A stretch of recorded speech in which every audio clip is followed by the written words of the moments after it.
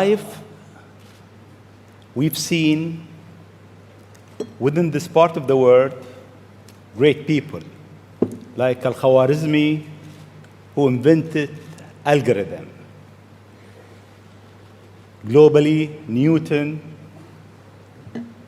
Henry Ford, the Wright brother, Albert Einstein, and Elon Musk.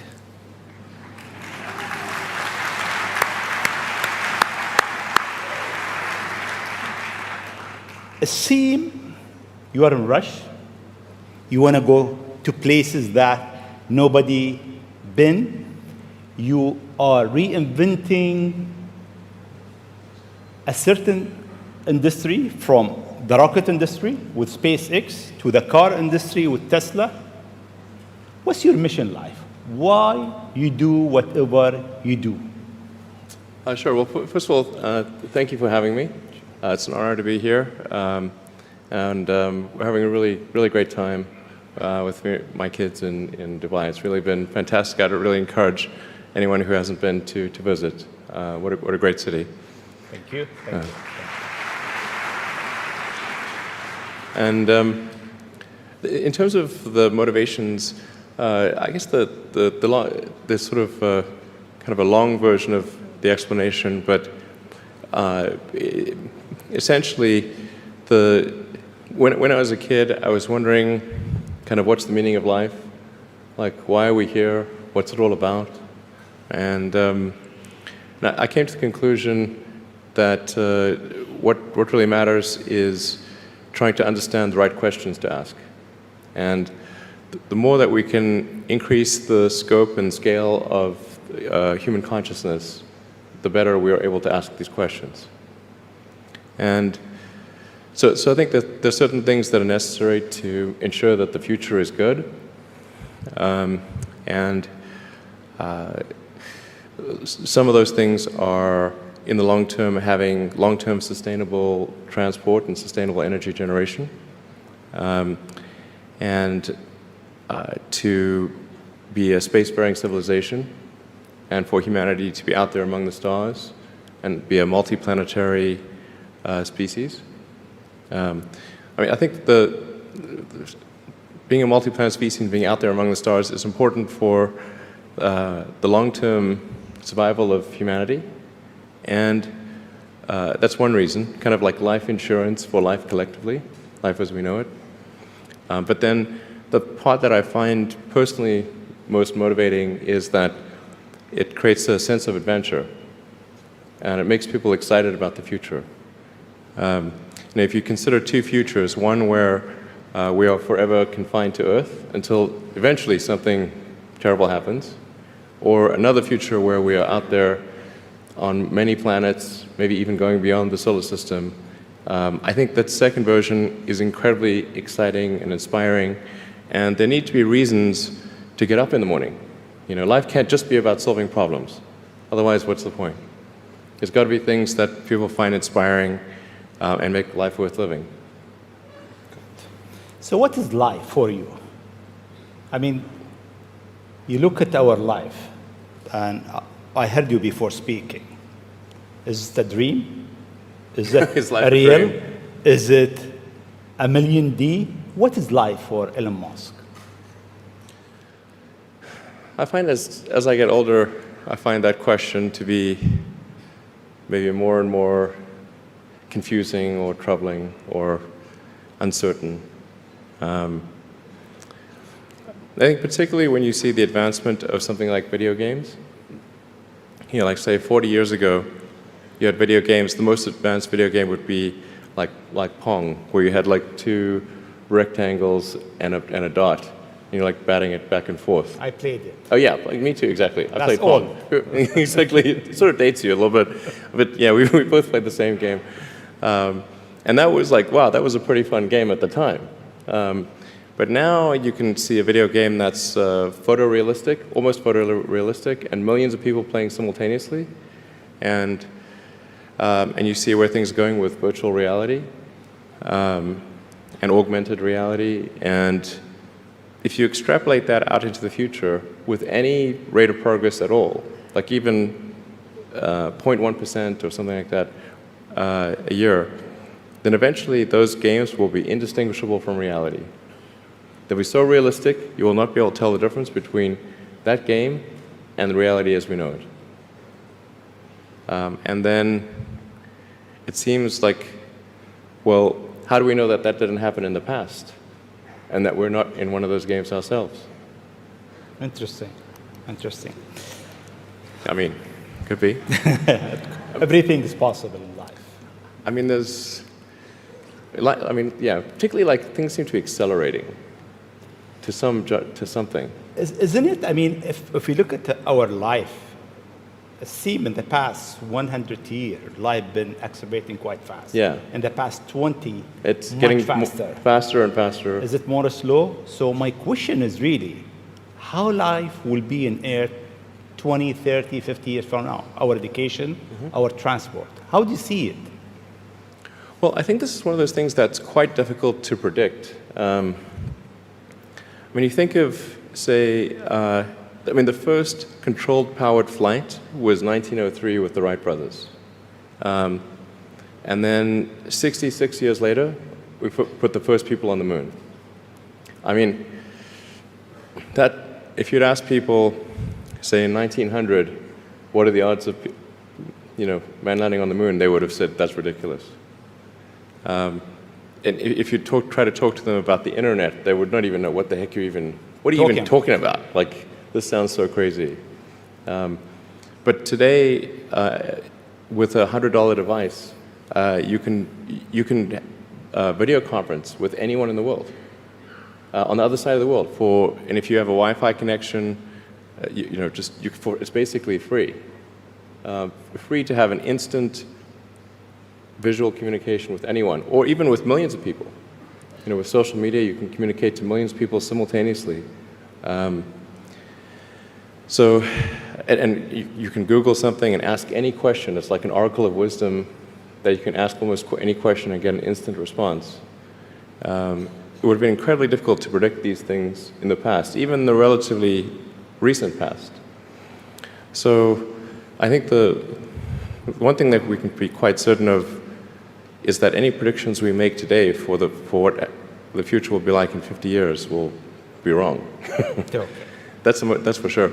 I mean, I think directionally, I can tell you what I hope the future has, as opposed to maybe what it will be, because this may just be wishful thinking. I hope we are out there on Mars and maybe beyond Mars, the moons of Jupiter. I hope we're traveling frequently throughout the solar system, perhaps preparing for missions to nearby star systems.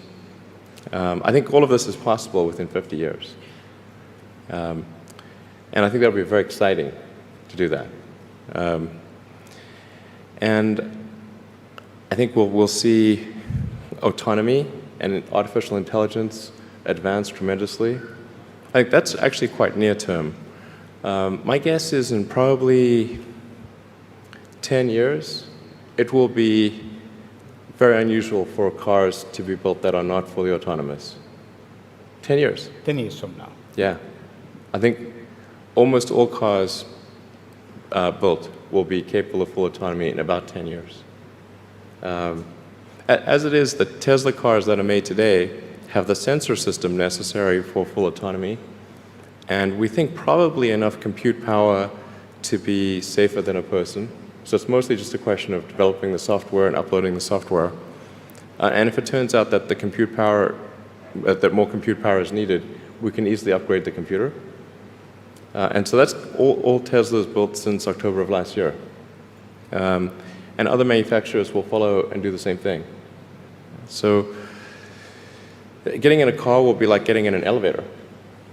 You just tell it where you want to go, and it takes you there with extreme levels of safety. And that'll be normal. It'll just be normal. Like for elevators, there used to be elevator operators. You get in, there'd be a guy moving a lever. Now you just get in, you press the button, and that's taken for granted. So autonomy will be widespread. I think one of the most troubling questions is artificial intelligence. And I don't mean narrow AI, like vehicle autonomy I would put in the narrow AI class. It's narrowly trying to achieve a certain function. But deep artificial intelligence, or what is sometimes called artificial general intelligence, where you could have AI that is much smarter than the smartest human on Earth. This, I think, is a dangerous situation. Why it is dangerous? I mean, there is two views. One view is artificial intelligence will help humanity. There is another school of thought is artificial intelligence is a threat to humanity. Why is it? Well, I think it's both.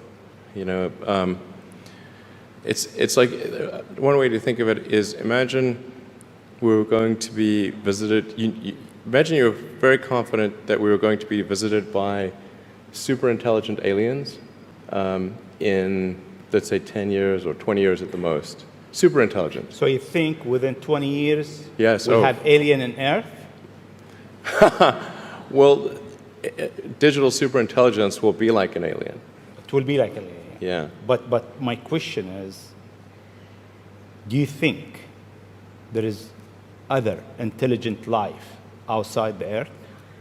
It seems probable, but I think this is one of the great questions in physics and philosophy, is where are the aliens? Maybe they're among us, I don't know. Some people think I'm an alien. Not true. Not true. But maybe we are alien. Of course I'd say that, maybe wouldn't we I? are alien, Ellen. I mean, if you look at this part of the world, Yeah. they believe that human beings are not from Earth. They came from somewhere else. Eve Maybe. and Adam came from somewhere else to Earth. So in a way, human being alien to this land. Do you think we'll make contact with alien within the next 50 years? Well, that's a really tough one to say. I mean, if there are super intelligent aliens out there, they're probably already observing us. That would seem quite likely, and we just are not smart enough to realize it. But I can do some back-of-the-envelope calculations, and any advanced alien civilization that was at all interested in populating the galaxy, even without exceeding the speed of light, even if you're only moving at, say, 10 or 20% of the speed of light, you could populate the entire galaxy in, let's say, 10 million years. Maybe 20 million years max. This is nothing, you know, in the grand scheme of things. Once you said you want to die on Mars, why? I don't, to be clear, I don't want to die on Mars. But it's like, I mean, we're all going to die someday. And if you're going to pick some place to die, then why not Mars? Okay. You know, if we're born on Earth, why not die on Mars? Seems like maybe it'd be kind of exciting. But so I think, given the choice of dying on Earth or dying on Mars, I'd say, yeah, sure, I'll die on Mars. But it's not some kind of Mars death wish. And if I do die on Mars, I just don't want it to be on impact. Okay. Got it. Yeah. Let's come back to Earth, actually. Okay. You tweeted that you are building a tunnel under Washington, D.C. Why? What is it? Well, it's a secret plot. Okay. Just between us. Okay. Nobody heard you? Yeah, exactly. Please keep that secret. Well, I think this is going to sound a little. I mean, it seems like somewhat trivial or silly, but I've been saying this for many years now. But I think that the solution to urban congestion is a network of tunnels under cities. And you can, when I say, I don't mean a 2D plane of tunnels. I mean tunnels that go many levels deep. So you can always go deeper than you can go up. Like the deepest mines are taller than the tallest buildings. So you could have tunnels, a network of tunnels that is 20, 30, 40, 50 levels, as many levels as you want, really. And so given that, you can overcome the congestion situation in any city in the world. The challenge is just figuring out how do you build tunnels quickly and at low cost and with high safety. So if tunneling technology can be improved to the point where you can build tunnels fast, cheap, and safe, then that would completely get rid of any traffic situations in cities. And so I think that's why I think it's an important technology. Washington, D.C., L.A., and most of the major American cities, most major cities in the world, suffer from severe traffic issues. And it's mostly because you've got these buildings which are, you have tall buildings that are 3D, and you have a road network that is one level. And then people generally want to go in and out of those buildings at the exact same time. So then you get the traffic jam. Let's come back to UAE and Dubai. The first time I met you, it was 4th of June, 2015, at your office in SpaceX. And I asked you, would you have a presence in UAE? And your answer was, I'm busy with China. Maybe not in the near future. Yeah. And almost a year and a half later, we are here. Seems time goes quite fast. Yeah. Why now? Well, I think actually things are going reasonably well in China. We had some initial challenges figuring out charging and service infrastructure and various other things, but now it's actually going fairly well, and so the timing seemed to be good to really make a significant debut in this region, starting in Dubai. Okay. In your opinion, what is the new disturbing thing that will come in technology next? What's next in technology? What's next in technology? That will disturb the way we live, the way we think, the way we do business. Well, the most near-term impact from a technological standpoint is autonomous cars, like fully self-driving cars. Like I said, that's going to happen much faster than people realize. It's going to be a great convenience to be an autonomous car, but there are many people whose jobs it is to drive. So in fact, I think it might be the single largest employer of people is driving in various forms. And so then we need to figure out new roles for what do those people do. But it will be very disruptive and very quick. Now, I should characterize what I mean by quick, because there are quick means different things to different people. There are over 2 billion vehicles in the world, approaching 2.5 billion cars and trucks in the world. The total new vehicle production capacity is about 100 million. Which makes sense because the life of a car or truck before it's finally scrapped is about 20, 25 years.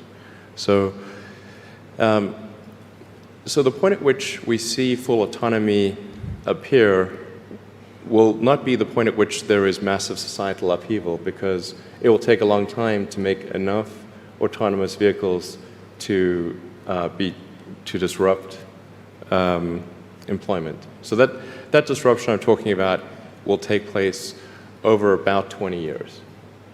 But still, 20 years is a short period of time to have, I think, something like 12 to 15% of the workforce be unemployed. Yeah, thank you. This is the largest global government summit. We have over 139 government here. If you want to advise government official to be ready for the future, what is 3 things or 3 advice you'll give them? Well, I think the first bit of advice would be to really pay close attention to the development of artificial intelligence. I think we need to just be very careful in how we adopt artificial intelligence and to make sure that researchers don't get carried away. Because sometimes what happens is a scientist can get so engrossed in their work, they don't necessarily realize the ramifications of what they're doing. So I think it's important for public safety that governments keep a close eye on artificial intelligence and make sure that it does not represent a danger to the public. Let's see. Secondly, I would say we do need to think about transport in general. And there's the movement towards electric vehicles, sustainable transport. I think that's going to be good for many reasons, but again, not something that happens immediately. That'll happen slower than the self-driving vehicles. So that's probably something that happens over 30 or 40 years, the transition to electric vehicles. So thinking about that in context, the demand for electricity will increase dramatically. So currently, in terms of total energy usage in the world, it's about 1/3 electricity, about 1/3 transport, about 1/3 heating. So over time, that will transition to almost all, not all, but predominantly electricity, which means that the demand for electricity will probably triple. So it's going to be very important to think about how do you make so much more electricity.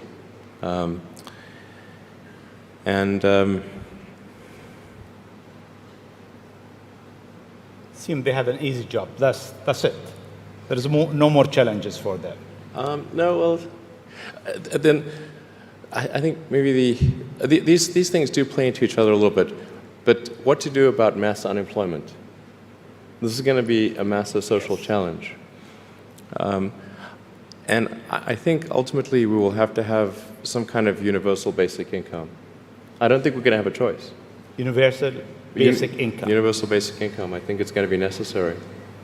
So it means that unemployed people will be paid across the globe. Yeah. Because there is no job, robot is taking over. There will be fewer and fewer jobs that a robot cannot do better. Okay. That's simply and I want to be clear that these are not things that I think that I wish would happen. These are simply things that I think probably will happen. And if my assessment is correct and they probably will happen, then we need to say, what are we going to do about it? And I think some kind of a universal basic income is going to be necessary. Now, the output of goods and services will be extremely high. So with automation, there will come abundance.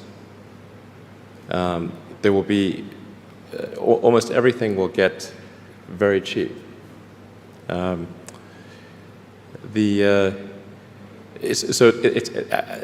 think I think we'll just end up doing a universal basic income. It's going to be necessary. The harder challenge, much harder challenge, is how do people then have meaning?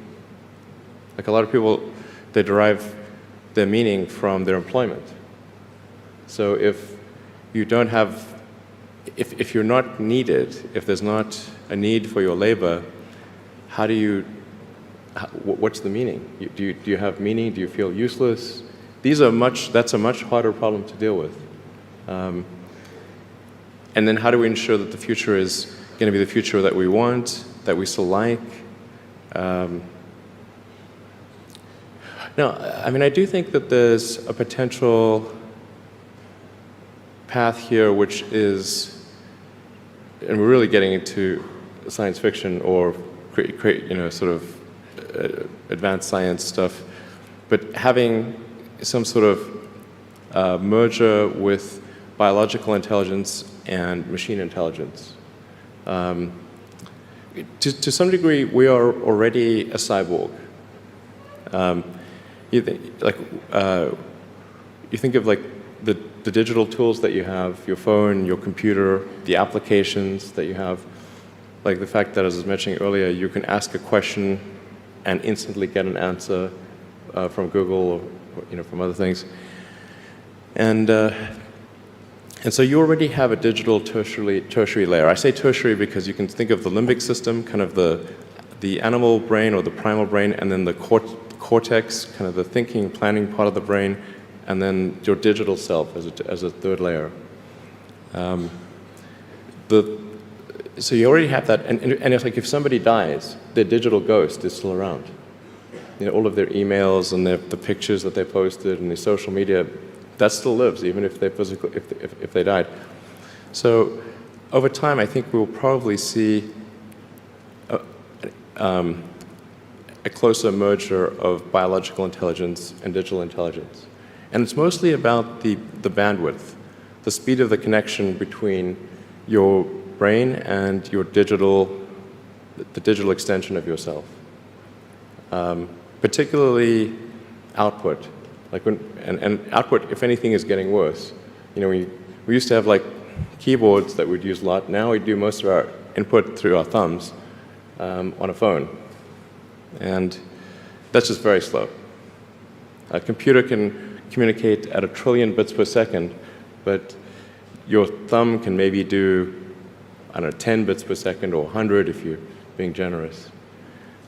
So some high bandwidth interface to the brain, I think, will be something that helps achieve a symbiosis between human and machine intelligence, and maybe solves the control problem and the usefulness problem. Getting pretty esoteric here. I don't know if this is... It's close. Okay. We got it. Always you think out of the box. Your idea is so huge. You want to go to space. You decided to go to space. You did it. You decided that you want to land your rocket back. You failed 7 times, 8 times. Yeah, something like that. Then it landed more times than I care to count. Yeah. How do you come with this idea, actually? Sometimes they're pushing the human limit. You are always pushing the human limit. Why? Well, I think about what technology solution is necessary in order to achieve the particular goal, and then try to make as much progress in that direction as possible. So in the case of spaceflight, the critical breakthrough that's necessary in spaceflight is rapid and complete reusability of rockets, just as we have for aircraft. You can imagine that if an aircraft was single use, almost no one would fly. Because you can buy, like, say, a 747 might be $250 million, $300 million, or something like that. You'd need 2 of them for a round trip. But nobody's going to pay millions of dollars per ticket to fly, to do air travel. But because you can reuse the aircraft tens of thousands of times, the air travel becomes much more affordable. And the same is true of rockets. So our rocket costs $60 million, roughly. So the capital cost, if it can be used once, is $60 million. But if the capital cost, if it can be used 1,000 times, is $60,000. So then if you can carry a lot of people per flight, then you can get the cost of space flight to be something not far from the cost of air flight. So it's extremely fundamental.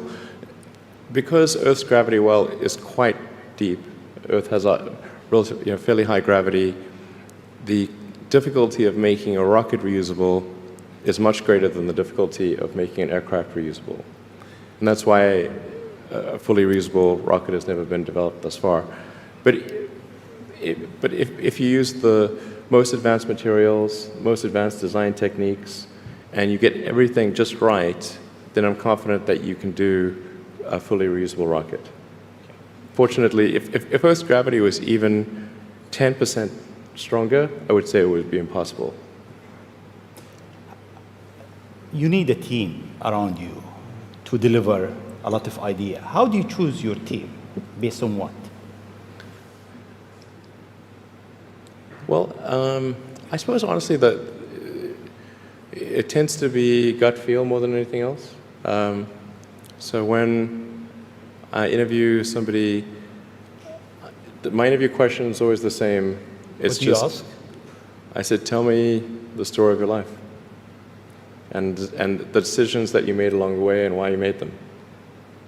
And then, and also tell me about some of the most difficult problems you worked on and how you solved them. And that question, I think, is very important because the people that really solved the problem, they know exactly how they solved it. They know the little details. And the people that pretended to solve the problem, they can maybe go one level and then they get stuck. So, what was your biggest challenge in life? Biggest challenge in life?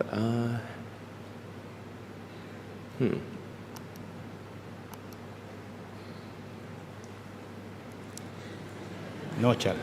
Well, no, there's a lot of them. I'm trying to decide which is which is the worst.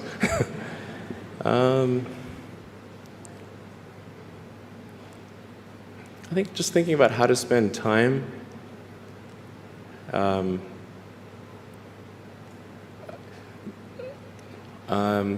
of the biggest challenges, I think, is making sure you have a corrective feedback loop, and then maintaining that corrective feedback loop over time, even when people want to tell you exactly what you want to hear.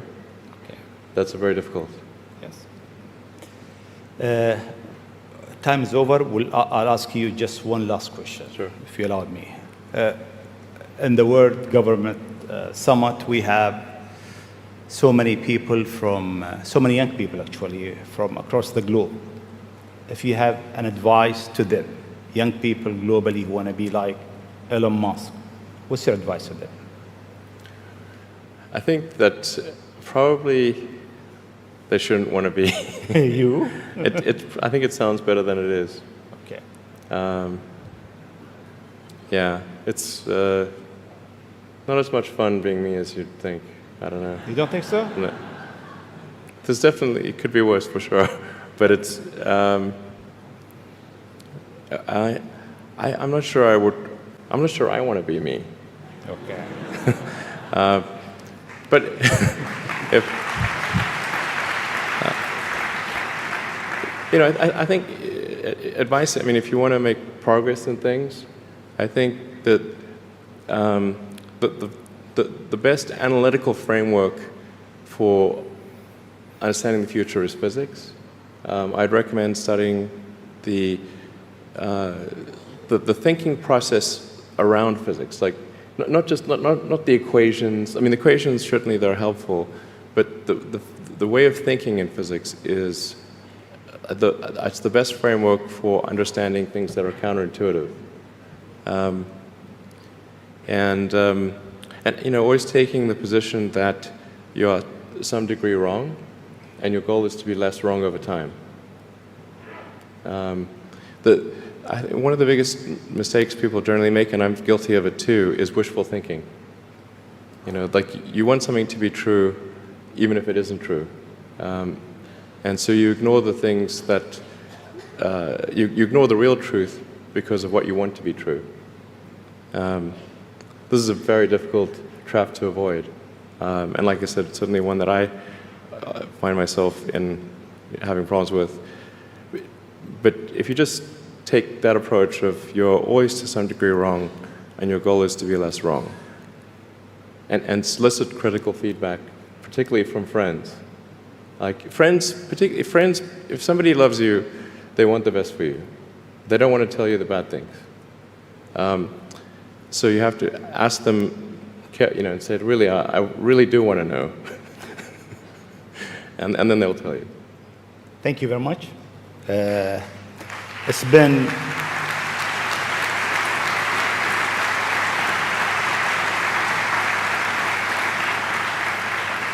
it is great for the World Government Summit to have a legend who's creating the future for humanity to share his thought, his idea, his vision, his challenges, and his hope for life. Thank you very much. Thank you for having me.